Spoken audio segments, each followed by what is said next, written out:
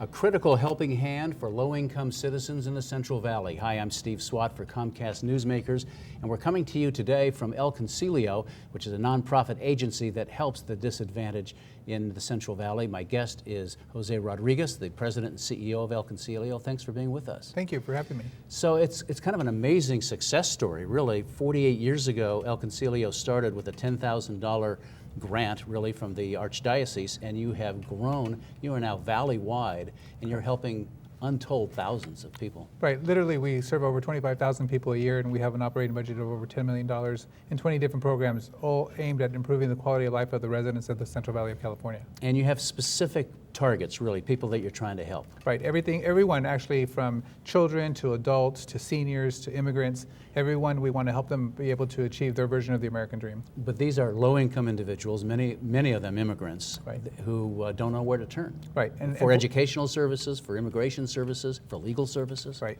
And we provide it all under one roof, and that's the great thing about this organization is we do everything from ESL to citizenship preparation, adult literacy, mental health counseling, substance abuse counseling. We have migrant Head Start centers where we take care of children. We just have a variety of programs, all again aimed at providing education and improving the quality of life of the people that we serve. Don't want to put you on the spot, but if I wanted to humanize this story, could you put a face to this story? One example maybe that comes to mind? There's just so many, because the type of work that we do, especially like our adult literacy program, it's not uncommon for us to receive a postcard or a letter from someone who's gone back to Mexico and to say to us, this is the first time that I've ever written a letter or a postcard to someone, thanks to you for teaching me the power of being able to write. And so that means a lot to us because that we know that we made a difference in them. It's like giving a blind person the ability to see once you teach someone to read. Speaking of going back to Mexico, as we mentioned earlier, there are so many immigrants throughout the Central Valley right, tied to the agricultural industry and others. Right. And we were talking before we went on the air that many of them are victims of scams. Right. And you are trying to partner really with the district attorney's office, with law enforcement to try to do something about this. Right. I think we're very fortunate in this community that law enforcement has made a concerted effort to really reach out to the immigrant community and letting them know that regardless of their immigration status, they want to know when they're the victims of crimes. Whether it's fraud, as we talked about, consumer fraud, where there's a lot of folks who prey on these individuals, promising them things or selling them things that are broken or used for exorbitant amounts of money and then taking advantage of them.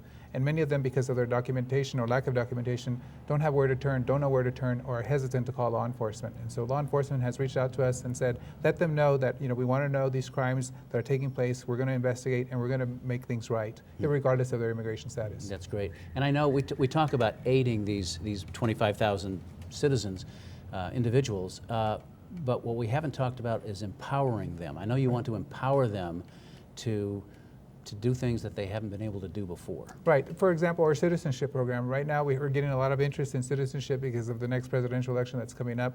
Folks who have never participated in the electoral process now want to get involved. They want to know how they can become citizens and how they can register to vote and how they can vote because they want to be able to have a say in the future of this country. Are you finding a real interest in folks wanting to vote? Because we just went through a midterm election in 2014 when people stayed away from the polls in droves. Right, but I think a lot of that had to do with the type of election that we were having. I think in California, everyone foresaw who was going to be elected governor. And I think right now with the presidential race, it's really up in the air. And then, you have some candidates who are making a lot of rhetoric against the immigrant community.